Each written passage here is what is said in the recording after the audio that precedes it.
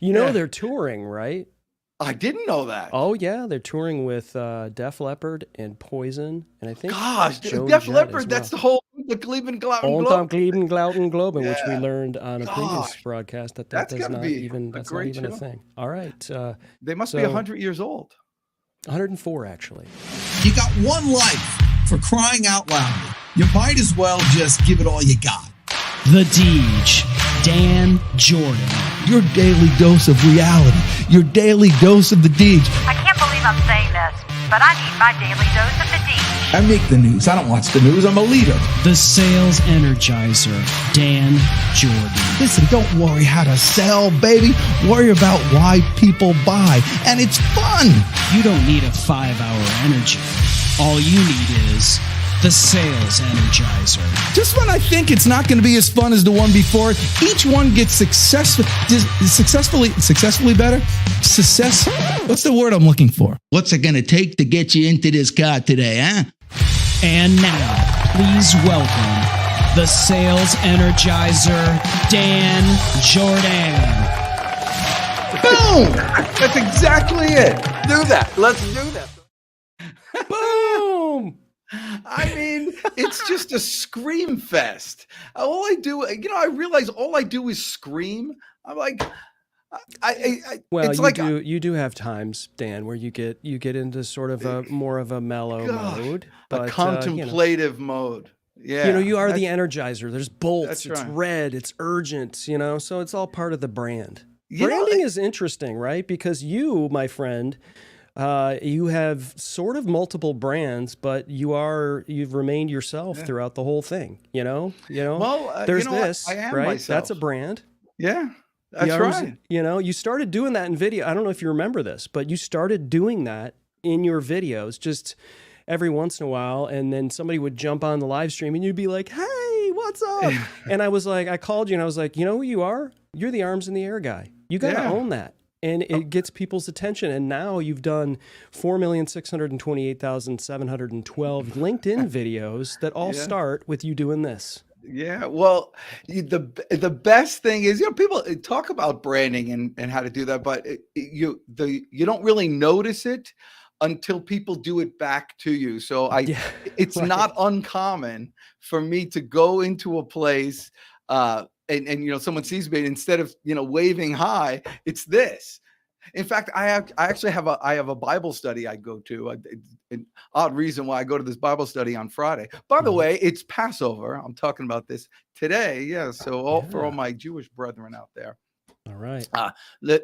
Well, anyway, next year in Jerusalem. What do we say to each other on Passover? You don't really say Happy Passover, right? So have a good Passover. Isn't that how you say it? Or you could say have a good Passover. That's fine. But the main thing to say is, it's funny. I was just talking about somebody about this earlier. For 1,000 years, Jews are milling about, and so it just became traditional that on Yom Kippur and at the end of Passover, you would say next year in Jerusalem. So, but you say it in Hebrew. I forgot. Lashana haba Barushalayim or something. Yeah. So it's next year in Jerusalem. But branding, let me go to branding. So I walk into places and instead of shaking my hand, I get this. And I get, this is the hello. And the power of that is you have an instant connection with somebody. And that instant connection just makes the rest of the process so much easier. And I learned this not from just trial and error. I learned this by observing some of the best marketers out there. And it just so happened to have one of those here waiting. How do you do backstage. that? How do you do that? Yes, I know, it just comes naturally. And I'm going to tell a quick story when you bring him up. So this particular gentleman, we got together, we know each other, I think from Toastmasters, and we're talking to each other. And I was giving him my philosophies and all this stuff. And then finally he just looked at me and he said, Deej, it's not all about sales. It's marketing. It's marketing. and it changed my life, and it will change yours too, and whoever else is watching. So without any further ado, let's bring up my longtime friend and mentor, Mr. Eric Holtzclaw. Yes. he just got so nervous that he didn't get his hands up in time. Look at I don't lift my hands that high that much. So there you go. So yeah, you got it though, right? As much as you try to coach people, Chris Stone, they just Hey, yeah. Thank you, really, sincerely, so much. The best thing, I love when people can creatively make fun of me. And this years ago, I had my cell phone, but I'm old school. I had it like in a holster on my belt. It was all, and I loved it because it was quick draw McGraw. It was easy to get to and all that stuff. And so Eric was there, and I said, Eric, you don't even have a case on your phone. I go, I need to protect it because I have here my holster like this. And he looked at me and he says, of course you do. Yeah, I made an impression that day. Sorry about that, but it was you were well beyond holster day. Yeah, it's like, right, like holsters were a thing, and then 5 years later, you still have a holster. Yeah, ooh, it's great. I like it. It was very good. Well, so you've managed to do this, Eric. You've managed to always be ahead of the curve. You were on Twitter before you even knew that it was a tweet. Like, I didn't even know the right terminology for it, and A, you never seem to get any older, and B, you always seem to stay ahead of the curve. How the heck do you do that? Well, I'm constantly curious, right? So like whatever the new technology is that's out there that we're like looking at or thinking about, like that's what I think is so great about the new artificial intelligence, all the chat GPT and everything else that's happening. And it's not about the technology. Some people think about it from a geek perspective of like, oh, you want to play with this. I'm always thinking about how I can apply it to my life. So like how is it going to make my life easier? What is it going to do that's going to kind of replace something that's maybe a manual process? And so as I've thought about technology, it's of interest. So with Twitter, I used it specifically to help with networking because I'm relatively shy. I don't like doing all this stuff. I'm an introvert. Yeah.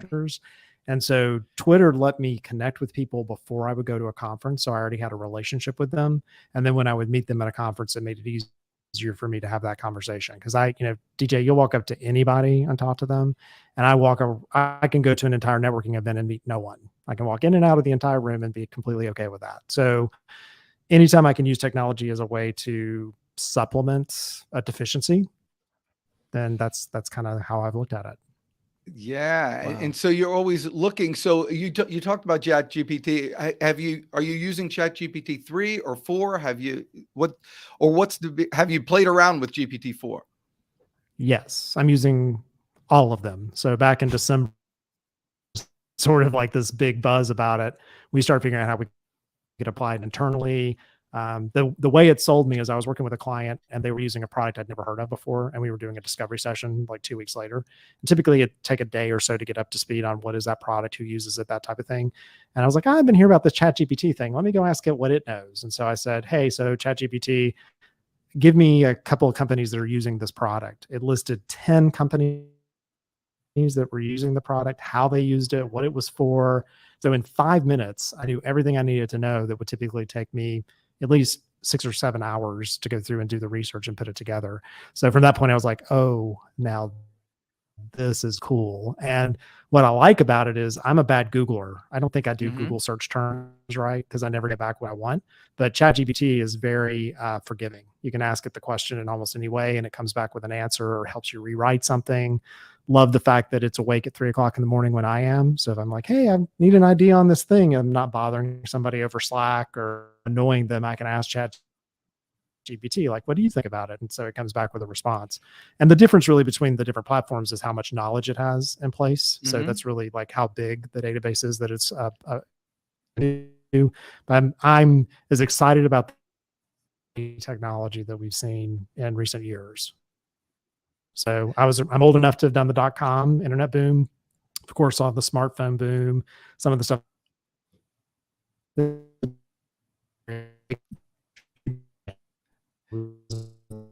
Well, think we're losing him again. Yeah, the technology. You seem to. The awesome thing about technology. Sorry.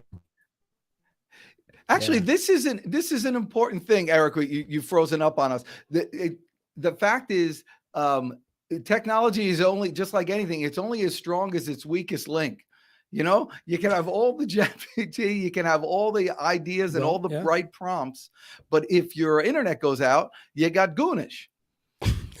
That's true. know? Maybe I should ask ChatGPT the best available Wi-Fi that he's got, and maybe that would provide. But I love the fact that Eric, and hopefully he can hear, and if not, he could sort of do this. Is like, what's going on with all of this AI stuff is just, it's insane. It's a fire hose that people are trying to sip out of. But I love the fact that Eric is talking about using it tactically and saying, okay, I'm not just playing with this thing. It certainly can be fun.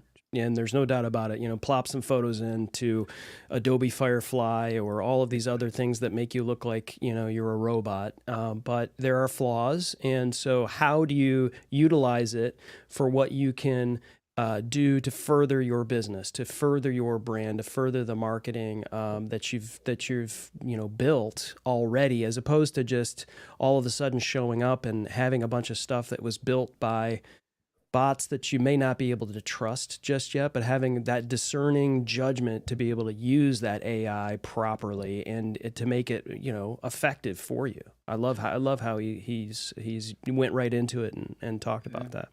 Look at you trying to stretch, and it's okay. We got stuff with, what you should do, Eric, if you can, get out and then just try to come back in. To come back in. Yeah, and see what happens. A lot of times that works. But with the that technology, the best way, and the way that he's using it, and the way that that's way a lot of people can use. He uses it for research when he's trying to get a new client or when he's trying to improve that client. For market research, it's unbelievable. Again, to finding out all that stuff, and it's very quickly. Also, it puts everything in order. If you have presentations that you're trying to give, and you have seminars that you're trying to put together, you could put all your ideas just on there and just say, make this into a 30-minute talk in order, and it will create that for you. And so it compiles all that stuff. I have a friend who did his taxes that way, put all his stuff in there. He put everything in there, and he said, create this and put all this on a spreadsheet. I would say we'd have to be careful though when we use it, right? And it looks like we've got Eric back, or not. A version of Eric is on our screen, but hopefully that'll improve. There you go. Are you in a cave? No, I can literally hear and see everything you guys are saying. So I don't know really interesting. On my side it looks completely clean. Yeah, it might be the art of stream. That might be. It's very possible. Well, let me ask you this. So now at Liger, first of all, how'd you come up with that name, Liger? We were merging two businesses together. So we were taking a strategy business and an execution business, and we wanted something that was a strong name that meant two kind of strong things. And so it's a lion and a tiger. And it's also based on the movie Napoleon Dynamite. So it's basically his favorite animal. And since it was going to be a marketing firm, we wanted something that was a fun brand, because it shouldn't be boring if you're doing something in the marketing space. You see, now that's what we call branding. Yes. So what's your challenge when you're dealing with somebody, a company, who basically, yes, we want a brand. Yes, we want a brand. We know we need a brand. And you come up and create stuff for them. And the whole idea of a brand is to stand out a little, be a lemon in a field of watermelons. How do you, maybe opposite, because a watermelon is bigger, but people are compelled just to kind of, like you, a lot of people you just said earlier, you don't want to walk up to anybody. People want to melt into the crowd. How do you move people along? So marketing should be a visceral response. Either make me hate it or love it, but make me remember it. So one thing or the other. And so if you're going to do just lukewarm marketing, it's going to be kind of like fade into the background. You shouldn't do it at all. And so when we're working with companies, if we showed them a logo and they talk a lot about it, they're like, I don't really like that or whatever. And then there's another one that they may prefer. We tend to want them to go towards the one that's got something that they're kind of questioning, because it makes people pay attention.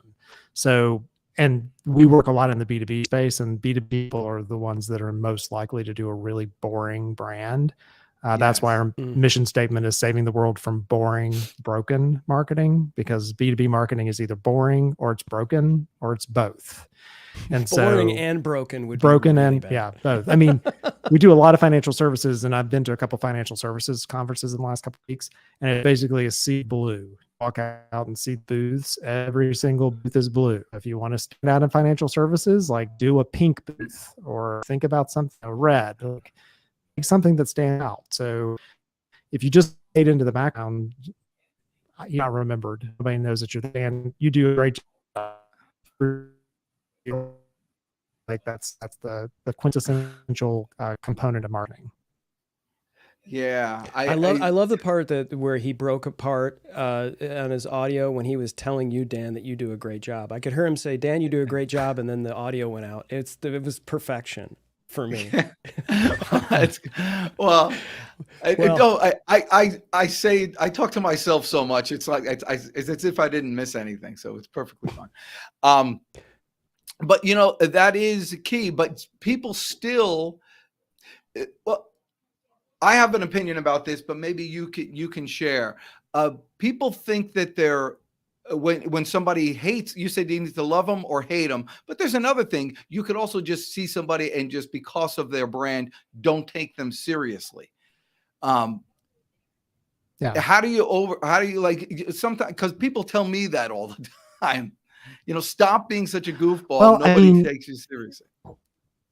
Yeah, but do you care? Like, they're the people you want to work with. So like what your brand should do is either attract the type of customer that you want to work with, or attract the person you don't. So if I have a visceral response and say that I hate your brand, well, that's okay. Like the best example is he's exactly the same person. And he's a Dunkin' Donuts person. And so I would never go to Dunkin' Donuts for coffee. He doesn't go to Starbucks. So they've intentionally created brands that attract the right type of customers for what they sell and what they do. Ah, very good. Are you a Home Depot or a Lowe's? It depends on what I'm purchasing as to which one I'll go to for that. So yeah, the higher end the item is, the more Lowe's is probably appropriate to that, or that I don't want to be made fun of. Home Depot's better when you're doing sort of like the grunt kind of thing. I really shouldn't be in a Home Depot or a Lowe's, to be perfectly honest. So yeah. Oh, that's, well, you know what is your local Ace Hardware is the place to go. You know, when you're doing little projects, they will help you. It's just a good. In fact, I got a good friend once. I should hook you up with him. So, do you do marketing only for financial services companies, or do you deal with regular people too? We do a lot in B2B with financial services, manufacturing, and then technology and software. We have a few brands, like we've got one that's a manufacturer of a B2C brand, and we work with them, but most of our stuff is in the B2B space. So yeah. In financial and insurance. So are you able to get any of these?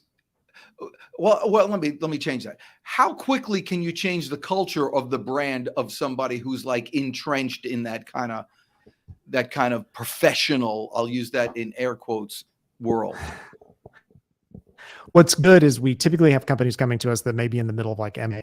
So they're buying other companies. And so they're trying to figure out how to make one good time, because there's a bunch of, you know, they're messy. There's a lot going on. Nobody really knows what's what. So that's that impact and help them move through that transition.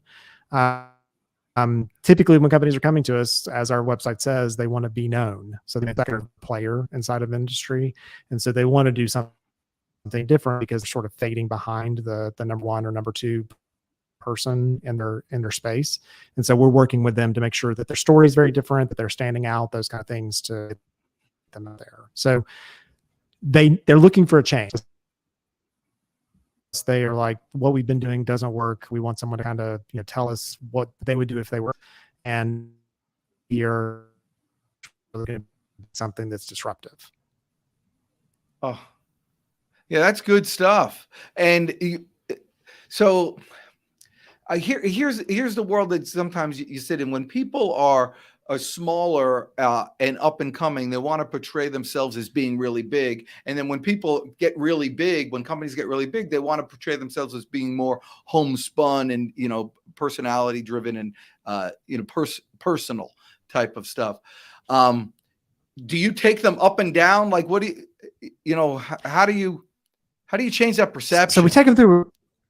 Yeah, we take them through a discussion because number one, it's a change what you are as a company. So have somebody tell you what you are, right? So like we go through this process and come back and say, hey, so based on what we heard from you through the discovery process, here's kind of where you might fit. And we can help with this. We can have a big brand like a local brand. So Ben & Jerry's has always done a good job of still kind of acting like they're a local brand, even though they're a huge behemoth, right? So the choice is more about who are you today? Why would you want to make a change? And the reason you would want to make a change is to attract new customers because you're bringing a new product to market, something like that.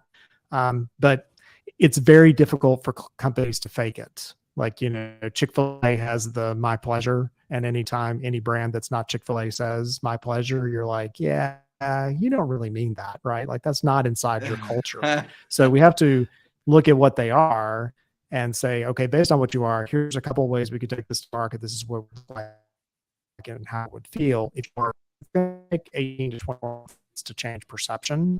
That would be a reason to brand or to talk about messaging. They have to start with what they already exist as a DNA, because they may have to new employees. They may have to change, what they did. Target. Think about Target. Like what Target used to be compared to what Target is today. Like they were like, you're going to go buy something because they'd be. I'm sorry, you keep on breaking up. Can you go back to that other Wi-Fi? Remember the first one? We got to go back. Do you ever play the game, Dan, where you go to a Chick-fil-A and you want to say thank you and then catch them on not saying my pleasure? Like you said you're welcome, you didn't say my pleasure. Like that, it's a little, it's so entrenched that they always say my pleasure after it. That it's so expected. It's sort of like, oh, you didn't say my pleasure. Do I get like some free waffle fries, or like how does that work? I won't. I haven't played that game, but I love it. I love it that they do it. They really live that brand. And for someone like me who's poo-pooed branding for the whole thing, Eric, you had said originally. That when you're using ChatGPT and this new technologies out there, it's for purpose. It's not just for the fun of playing around there. And so I imagine when people use your company to brand, yes, I want to brand, and then they want you to do that for purpose as well. And so how do you know if you're successful? How do you measure yourself? I mean, you could turn somebody into a purple elephant. Great. Look, now you're the purple elephant company. But I'm not getting new customers. How do you measure success? So we do a thing as part of our discovery process called Aurora analysis. So what is your reality today? What are some opportunities you can take advantage of in the next 6 to 12 months, aspirations in the next 12 to 24, and then the last R, so the ROAR, is results. So if we were sitting in the same room 24 months from now, how would we know that we took advantage of your strengths today and we moved you through some of these things and put marketing over it, that you were successful? Would it be an increase in revenue? Would it be a number of awards that you've received? Like, what does that look like and how does it feel?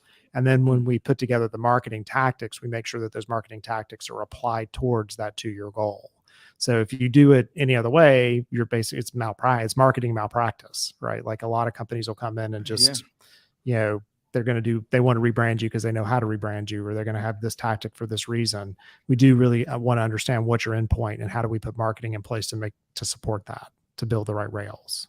That is great. Okay, I'm going to poke a couple of holes in it and then beat me up. So we're going to role play a little bit. No, we're going to role play a little bit. So because I love the fact that you just tied me into a 2-year commitment. That was money right there. But what if my my goals are too high. What I want to do is grow by $3 million in the next 24 months, but I'm only doing 200,000 now. Maybe I should have used different numbers, but you know what I'm thinking. Yeah, but it may not be that it's too high. You could get to $2 Okay. million worth of business by doing an acquisition. So I would assume in that ROAR analysis that you're also going to do some acquisitions, or you're going to build a completely new revenue stream. Like I have a new revenue stream we added to our business. We don't get a bunch of money off of it, but we're making a bunch of revenue. So there's some different, like I'd expect new services. Like there's got to be some way that I can do that. And it allows me as part of that discovery process to poke holes into those things. Like, oh, say you want to go from 200,000 to 5 million in the next 2 years. Who are we buying? Like, what's that going to look like? How's that going to work? And doing, in my opinion, marketing is part of everything. So the marketing acquisition, like getting you to be willing to be acquired, is how your brand shows up, right? How your employees think about it, those types of things. So marketing plays into every single one of those tactics. So when somebody this is good. Now I'm into it. Okay. When you are, when somebody comes to you and they say, yeah, and this is our plan for acquisitions, are you involved in that research for acquisitions of other companies with some people? We could be. So we position ourselves as a marketing firm, not an agency. So an agency takes a creative brief and they build a thing for you. A marketing firm comes in and they become a part of your marketing organization. And so we're filling some of the holes on the back end. So if you want us to help you determine what that acquisition might look like, how that might work, then we are more of a staff aug model. And we're putting those resources in place to assist with that research, doing some outreach. It could be one of your customers. So like when we think about customers, it's not always people who buy from you. It could be employees. It could be, people you want to acquire. Like what are those different groups that you want to send messaging out to make them feel like that you would be useful as part of their conversation? Okay. See, this is why I wanted Eric Holtzclaw on the show. Yeah. You're not a marketer. Well, you breezed by this, and I think a lot of people don't understand the difference between, a lot of people will toss around the word agency, right? They will talk marketing agency, and they'll do your social media, or they'll manage your podcast production, or they'll manage all of these things that are part of your marketing. But the difference between a marketing agency and a marketing firm. So if you're a company out there and you need this type of marketing, why would they speak to Liger as opposed to these thousands of other, quote unquote, marketing agencies? Because there's thousands of others marketing agencies, and there's really not a lot that's different about them. So I use marketing agency as a way to get in. Like they may be looking for a new agency because the one that they're working with today, typically some of the telltale signs is the agency always asks us to tell them what to do. Well, that shouldn't be the case. Your agency should be telling you what you should do because they have better knowledge about the industry, what's going on. And so we sell against agencies. So like, we're looking for a new agency. Great. We can do all the things that an agency can do for you. We'll make your logo pretty. We'll but we're also going to make sure we understand it from a business perspective. We can build a staff aug on the back end and take care of your marketing technology stack. So we'll take over their marketing, like their website, email campaigns, all those kind of things. And we become much more helpful to them. Like an agency will build the content, or they'll build a social media plan, or come up with a pretty logo or whatever, but then they don't have the chops to deploy it in an effective way and then make sure it's going to map to the ROI and the things that the company really cares about. Because no executive wants to spend money on marketing unless they're going to get conversion on the back end. Right. Like what money am I going to make having spent these dollars? And so we're always going back to that. Like, how do we make sure that we're really supporting what the overall initiatives of the company are? Is it an all-in model, or is it, if somebody's just coming to you for, basic social media and, branding, or, are you upselling them throughout that process? Or is it like listen, if you want to partner with us and we're going to be your marketing firm, it really is an all-in sort of situation, or does it depend? Yeah, so we're pretty brave about it. We set a retainer amount, and then we don't tell the client how we're going to spend those hours every month. That is so we're bold. So this is how much it's going to cost per month, and we're going to be in charge of how those services are used. Now, we're negotiating with the client of like, we're going to do this first piece work. Because you're trusting me. So my financial advisor, I give my financial advisor a bucket of money every month. And my expectation is at the end of the year, we're going to sit across from each other and he's going to give me a return. And I'm not going to drive a lot around unless I have some ethical decision around, like, I don't want to invest in a certain company or whatever. So we're a similar model. You're giving me the marketing budget that you have expectation to use this year. You want a return on that marketing budget. I'm going to give you monthly reporting that shows where we are, what that looks like. But at the end of the day, we're not going to talk about hours. And some months you're going to, like the first 3 months when I'm working with a client, we put so many hours into that client to kind of get them stood up. And so we're figuring out how to level that out over time. We basically provide any of the backfill that they need on the back end. We're also not there to replace things that are working. So they're already running their social or a newsletter. We want to do something that's. Oh, we were doing so well, and then he just disappeared on us.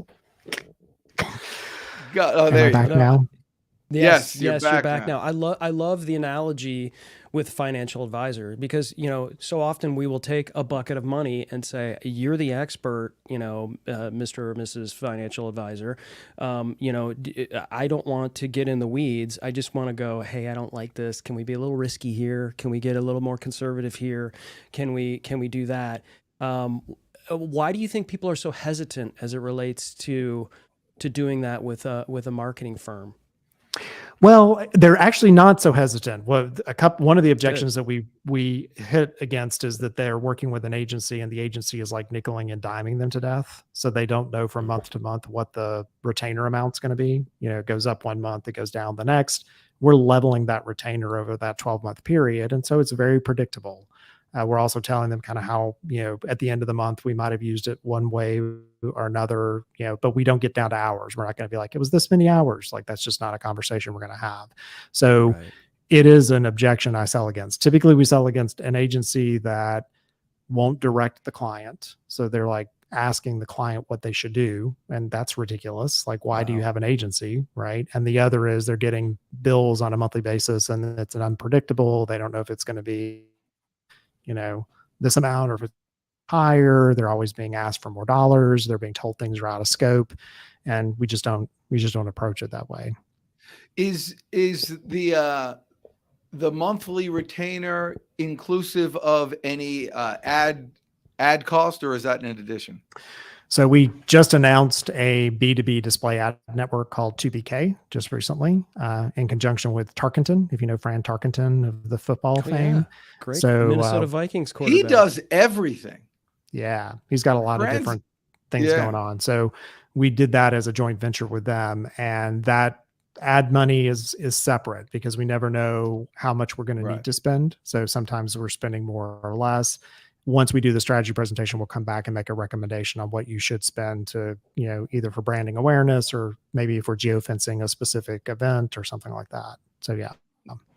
Got it. Very cool. This is why people use you, is because you're not a marketer. You're actually a businessman and a business consultant, and you've changed your model along with it. But you've always been very steadfast with your end goal of what you wanted to get, which was passive revenue. I want to get a client and stay with them for the rest of their lives until they sell, and then I'll take over the new company. That's been your... That sounds very devious. Dan. Yeah, that's been his thing. You get he somebody he doesn't strike me as a devious kind of person. No, not devious, consistent with that approach. So who is the perfect client? Who benefits from you the best? People who benefit from us the best are people Liger. who are I should say Liger. Yeah, I should say Liger because you a marketing department or a marketing team or marketing department and maybe in the middle of doing a bunch of acquisitions and things. Can you hear me? You guys are smiling like you can't. Yeah. Well, marketing company that. Okay, but yeah, okay. It's so funny. We run like podcasts out of this room all the time. I have no idea what's happening today. We are using a different machine, so it could be the machine that's the issue. So, can you hear me now? I blame Chris Stone. That's fine. That's fine. I'll take it. Yeah, But we're hearing you. We're hearing you just fine, Eric. yeah, you're doing fine. But so companies are going through acquisitions. So larger companies, are you comfortable? What could somebody expect to pay for So your different levels? yeah, so our minimum retainer is $10,000 a month. So we don't take a client that's less than 10. And we have clients who are 2 or 3, 4 times that size, depending upon kind of what we're doing for them. And we have a basic versus advanced level. So it really depends on if they need us to do like earned media and some of those kind of things in that advanced category. Yeah. So yeah, that's Excellent. our qualifier. And by the way, and so how many people do you have at your company right now? We have 30 full-time or full-time equivalents and about 20 to 25 contractors behind the scenes that help we pull in based on like when we need like a high level designer or something to do a part of the project. The good news is you as the client don't have to worry about that. We're deciding who we want to use on the back end to deliver that part of your project. So yeah. Right. All I need to know is, $12,500 a month, just like my electric bill. See you later. Exactly. Potato. That's right. And then I see, and things just happen. Mm-hmm. Things That's right. just happen, which is great. You don't need to think about it. And then when we're going to meet every 3 months, you're going to tell me. Oh no, we meet every week. We talk to our clients every single Monday for 30 minutes. We have a very tight agenda. We go through what's going on, what we're hitting. And then on a monthly basis, we're doing monthly reporting. We may have working sessions in between, but we talk to our clients every single Monday for 30 minutes.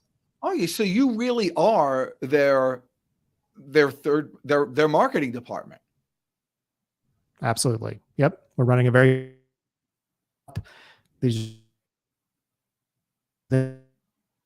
try to put them in editor mode as much as possible. We're the author, but we're very operationally strong as it relates, because marketing is operations at the end of the day. You got to do things consistently over time to understand what's working and what's not working, and then make changes when it's appropriate.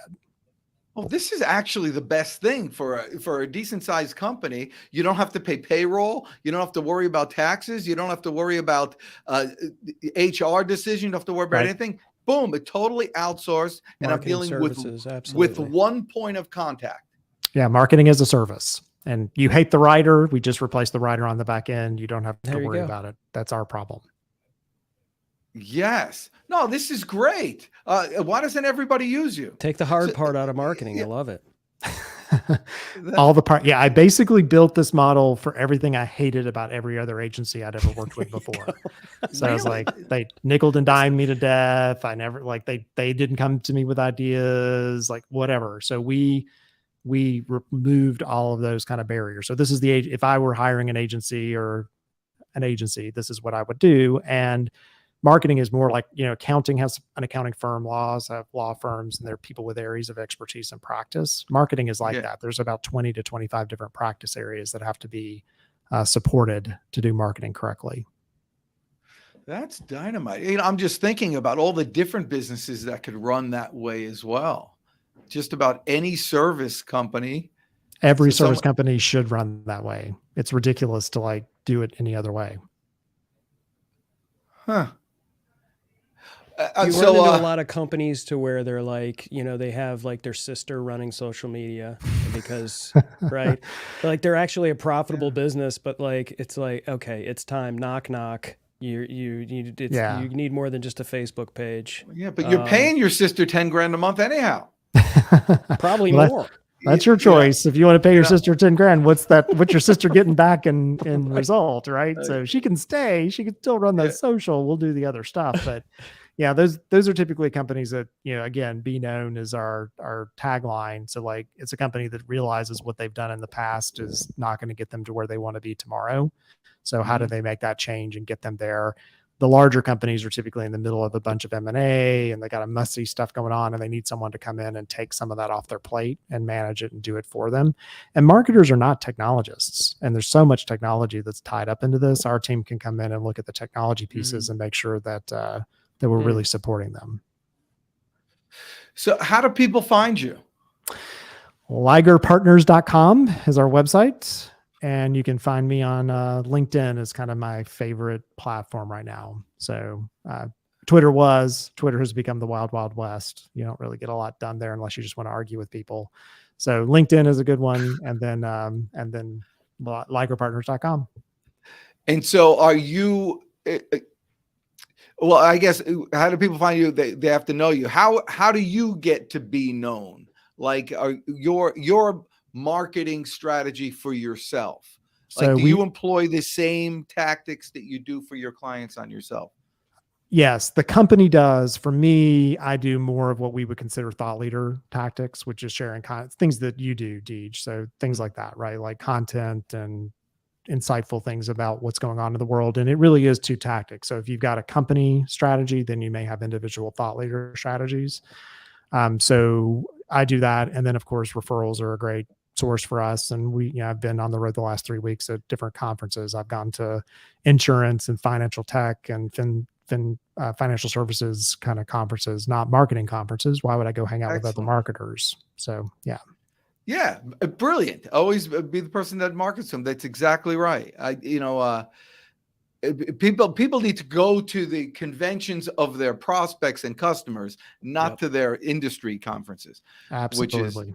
Which is great. I'm actually going a couple weeks to Vegas for launch, from one of these launch events for startups with them. I was there for FinTech Meetup a couple weeks ago. Yeah, which is great. So what did you come home with from those? Hey, let's talk about that. What's the best way to utilize a marketing company? What's the best way that you manage those conventions to get the most benefit from it? So going into the convention with a plan. So many people just kind of show up, right? So like typically you can find other people who are going to be there. So going ahead and getting some meetings set before you get there that you can kind of use across that.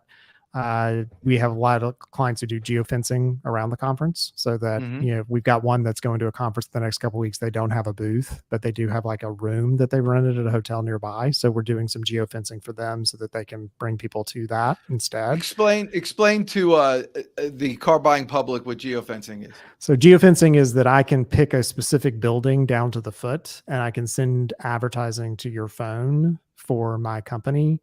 And so if you're at a conference and I know you're inside that exhibit hall, then I can send you a advertisement that shows up on, all of your internet traffic and things like that as you're moving along, LinkedIn, things like that, so that I'm staying in front of you and letting you know that I'm available at the conference to meet with you. You can also do it up to 90 days after someone has left the conference.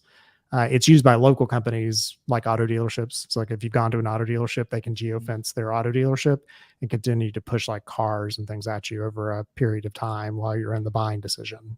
Yeah, whenever that's happened to me, it's always like your first reaction is, like you felt like you were just like somebody was tactically in the weeds, like, sniping you with an ad. But it's super smart and a fantastic way to really be, hyper targeted with what you're doing. And whatever you pay for that, it's better than just spray and pray for sure. Absolutely. Yep. Absolutely. Well, it's also, but the main thing is after you see, people spend a lot of money to get those first contacts and then let them fade away. They lose them. They dissipate in the breeze as if it never happened. It's my number one complaint about everything companies do. They lead up to this big event. They do, all this big piece of content, and then they never speak of it again. And it's like, no, that's then when you start, like you have this really nice piece of content, you should cut up into pieces, send it out across all your social, create blogs, all that kind of stuff. That's not the end. That's the beginning of when you actually start the promotion. Yeah, and it's important to know that because that spills over to the second silo of sales where people, I didn't make the sale on the first go around or something there. And then they don't follow up from there either. And you're not going to make the sale on the first. It's 21 touch points on the marketing side for B2B and then 5 to 7 sales touch points after that. So we're talking 28 times I have to touch someone before they're actually going to make a decision in the B2B space. Wow. Yeah. Wow. 28. It's assault. You're assaulting us. Yeah, but over time. So like, it's a gentle assault, right? Like well, there you go. There's a marketing tagline. That's Liger funny. Partners, the gentle assault. Yeah. That's right. I had a guy who has a radio show. He's like a conservative host, and his tagline is conservative, not bitter, which I thought is good. So it's almost like, That's funny that you say 28 times because when I came here to Georgia, I just to visit a friend and I met some girl. And so I moved here 2 weeks later and I asked the girl out and she said, no, she had a boyfriend, but I asked her out 27 times. On the 27th time, it was every week for 6 months. The 27th time she finally agreed to go out with me. That's because it's a very dangerous decision. So B2B decisions are very dangerous. If I make a bad B2B decision, I can get fired. I look like an idiot in front of my boss. It's an expensive decision that's very hard to uncouple. So like if I've decided to start using QuickBooks, for example, well, once I start using it, it's really hard to like switch to another system.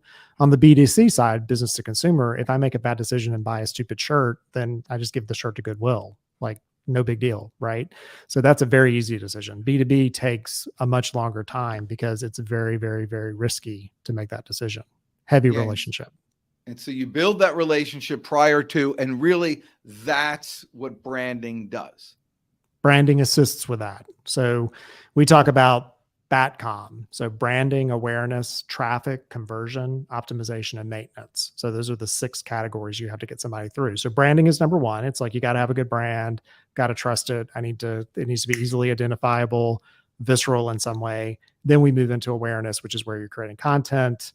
That gets you to traffic and then conversion. The problem I run into when I'm in the sales process is everybody wants conversion.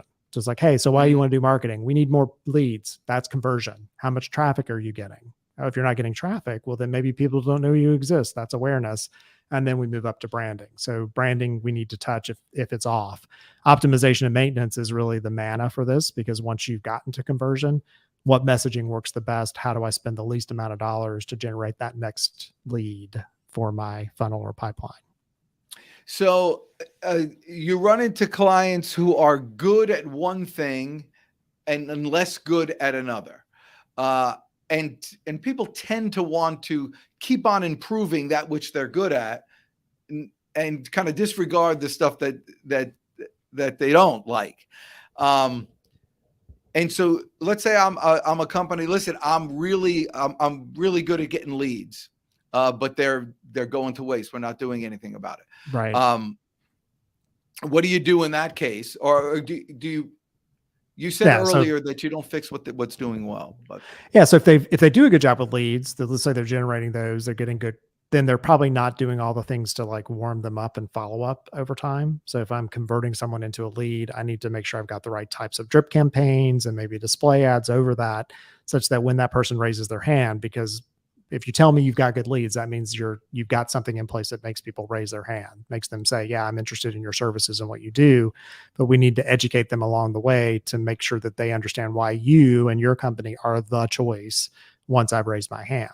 So that is what you run into on the consumer side a lot. Like my air conditioner went out, I might go out to 5 different heating and air companies. And it's the one that like educates me along the way, makes me feel comfortable, makes me trust them, that I'm going to choose. And so it's really that follow-up and, not asking for the sale too soon. And then this is in your world, Deej. It's, yeah, I know. But it's a buy. You want them to make them buy. You don't want to be sold to, like, make me buy from you. And so what's the follow-up that makes me buy from you at the end of the day? People hate to be sold, but they love to buy. They love to buy. And they like to buy the way they like to buy. They don't want to buy the way you want to sell. So the way they like to buy. So some people want more information than others. Some people want a gentle assault. They don't. A gentle assault. That's what it is. But well, and understanding your client base, right? Like, do they need to be? You talked about Lowe's, Home Depot, and Ace Hardware earlier. Those are 3 different types of clients, and so what you do within each one of those is going to be different as it relates to the type of content, the kind of education you do, just because of the brand and what the brand does and how it sits. So here's the issue. You run into it's easier when a customer knows where their faults are. Listen, this is, I kind of know that we're not good at this and we are good at that, but most people are wrong, or they just don't know, or what have you. And you said it earlier, when you run it, I'm paying you, correct me if I'm wrong, I'm paying you to tell me what to do. Yes. If you're working with Liger, that is what you're doing. We are large and in charge. We have an opinion. Okay. We know what you should do and why you should do it. and we will tell a client how they should do something. And if they say no, if they tell us no, then we try to push again. So we try to get, and if they say no again, then the third time we'll do what they tell us to do, but we'll tell them why it's going to be a problem in the future. Yeah, you see, I love that, and I've been actually, Chris Stone, I've been on some sort of sales calls with Eric Holtzclaw. He's as good as they get.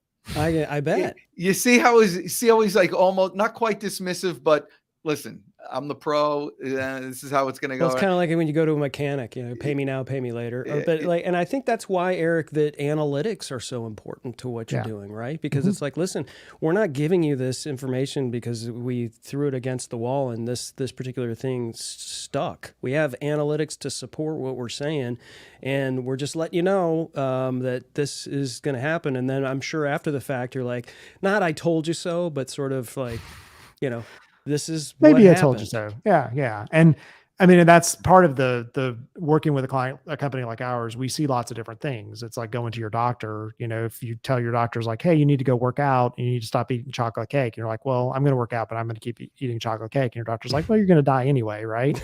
And so they know that because they've seen this over time. And that's one of the reasons companies bring us in, because they may be stuck within their silo. Like they're in their company doing all the politics. They're only within one industry. We're seeing problems across industries, across companies. And so how do we then bring that knowledge to you and make sure that you're going to be successful? I mean, our intent is to make you successful. Like, we're not advising it because we have some strong opinion and we just need it to be that way. We know that this has worked in the same situation in the past.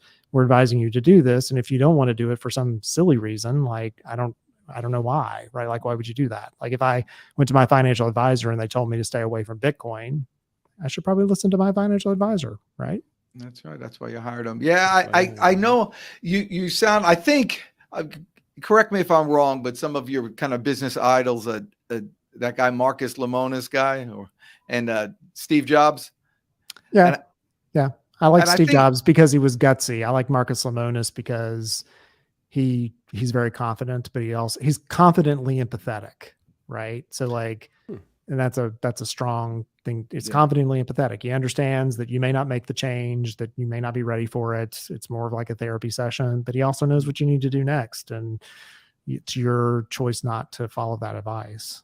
I remember reading one book about Steve Jobs when he was, when he left Apple the first time and he started that, what was that thing? Something with a cube. I don't know what it was, whatever it was. And at the time he paid a guy $100,000 for a logo. And the guy came back with a logo and he said, yeah, I wanted to change it. It's not quite right. And the guy looked at Steve Jobs and he said, you paid me $100,000 for my expertise. This is your logo. I'm not changing it. And wow. And Steve Jobs respected that. He said, you're right. And I hear a lot of that with you, Eric. Well, did you know that the client that pays you, the most is the one that's most likely to take your advice, and the one that pays you very little is the one who's like, hey, can we do 17 iterations of this? Like, I don't understand. So like, I'd like to see it a different way. And it's just that's exactly right. So you want to get to the point when you're building your business that you pay the most, because then you get the most. And we do a first 90-day period with a client, and if it's not a good fit, we fire them. So that's, we're really looking at kind of how is the fit? Is this culturally good? Are we going to be, because we don't want to, like, the other thing that I saw or see often is agencies and their customers get into these like contentious relationships. It's like they hate each other. They don't ever want to have a call. I don't want to do that. Life is way too short. Like, we should enjoy having calls with each other each week and talking about what we're doing and moving forward. I want them to see our team as an extension of theirs. We want to become part of their organization, not a partner, part of. And so, like, how do we get to that space? And if it's going to be just a constant argument and, we can't get anything right the way that you like it or whatever, like, then maybe we're not the right firm for you. And that's okay. Yeah, that's great. How important is, I'm sorry, Dan, how important, Eric, I'm just curious on this, is because, you have all of these clients that you're working with on their marketing, on what they're doing, but you have your own company that you and your team also market in and of itself. How do you, as a business owner, how do you sort of, I guess, balance that in terms of like, is it always like the last thing on the list because you're taking care of all of the other people, and so, but you obviously know the importance and the analytics that would support that. How do you kind of traverse through that? So it is hard to keep it from being the last thing, right? So we have to be very cognizant. We treat Liger as a client internally. So there's a team dedicated to it. We go through the same status reports with Liger that we do the rest of our clients. We have this red, yellow, and green, like where they are as it relates to deliverables and time and things like that. When we know that we need to bring an outside expert in, we do. So we did a slight rebrand last year. To the logo, we made some major changes to some of our voice and tone, and we brought an outside person in to help us look at that because we knew that we couldn't read the label from the inside. So we drink our own Kool-Aid, when we know that we need to have someone come in and tell us things we can't see. Read the label from the inside. Listen to these are like real fancy. Gentle assault. Yeah. Read the label from the inside. There's all kinds of new headlines coming out here. I mean, I'm sure people are ChatGPTing it all the way home already. Hey, the one point I wanted to make before since we seem stable now on ChatGPT is that we're in a world of curation, not creation as it relates to content. So we are curating content. We are not creating it. Everything that has ever been said about a topic has probably been said. It's about how I curate it and what I add to it. So my potentially bad analogy of this is back in the good old days of 3 months ago, if you wanted to create a piece of content, you had to write it. And that's like, if I wanted chicken, I'd have to go to the farm and kill the chicken. Well, we're now in a world where I can go to the grocery store, ChatGPT being the grocery store, and get that chicken and then turn it into many different types of things, from chicken nuggets to a 5-star meal. So you should be using ChatGPT and curating what you're getting from it. Don't take it and like wholesale use it. That's not right. That's not what we're looking for. We're looking for something that's going to be an assistant and inform, and I need to add my intellectual property on top of it. And if you're in the position to add the intellectual property to the top of that, your job is always safe. If you have been replaced by the fact that somebody can write something just as well as you can, you might need to find another job.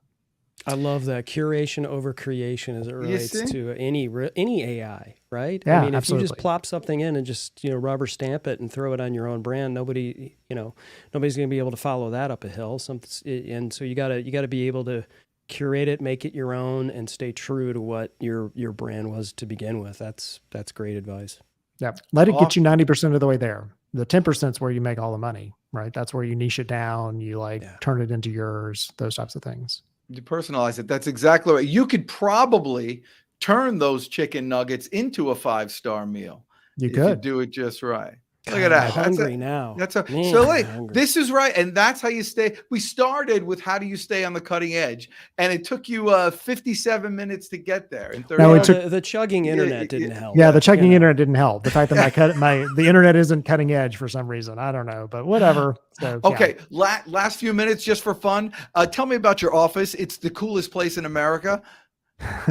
So when we were before the pandemic, we were in a co-working space because I didn't want to build space again.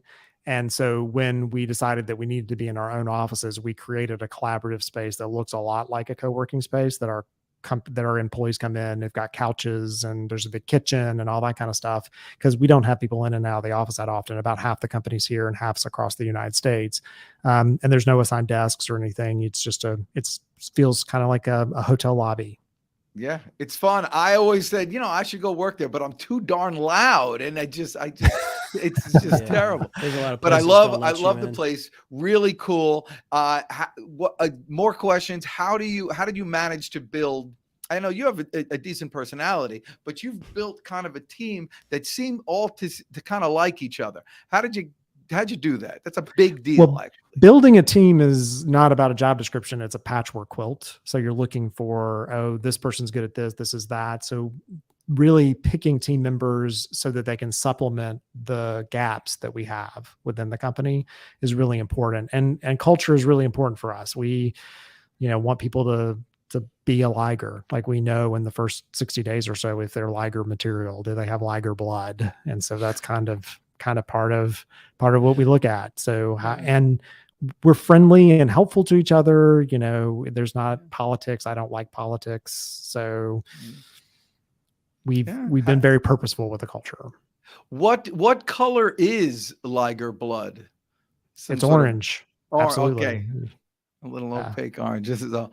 Yeah. Eric Holtzclaw, thank you so much for coming. This has really been awesome. Is Chris Stone not the world's best producer or what? He is, even through all the technical difficulties. So yeah, he gets rocks and roll. I mean, I wish I could talk to AT&T or whoever it is over there. Maybe my machine. We typically use a different machine for podcasting, and they used my machine today, and so I think it's my machine. So I'm going to tell my people that we can't use my machine anymore, and then maybe that'll fix it. So yeah, well, we landed the plane just fine. Yes. And for those that stuck around, they were treated with a gentle assault of marketing from Eric Holtzclaw.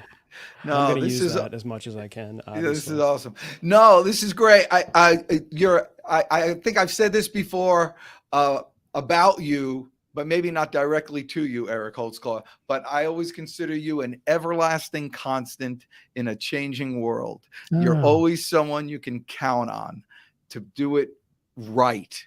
And so I really appreciate you. People, everybody, as much as anybody else, Chris Stone, once again, I mean, just able to overcome every event that could possibly happen. And for all you out there who are watching, and we're going to snip this all up for you, you are in for a big treat, because this is only going to get better with this ChatGPT stuff and all this. If you hook up with a guy like Eric Holtzclaw and use these technologies, your business can't help but grow. You rock and roll today. You guys are the best. I'm the Deej. Go get them today. Go get them.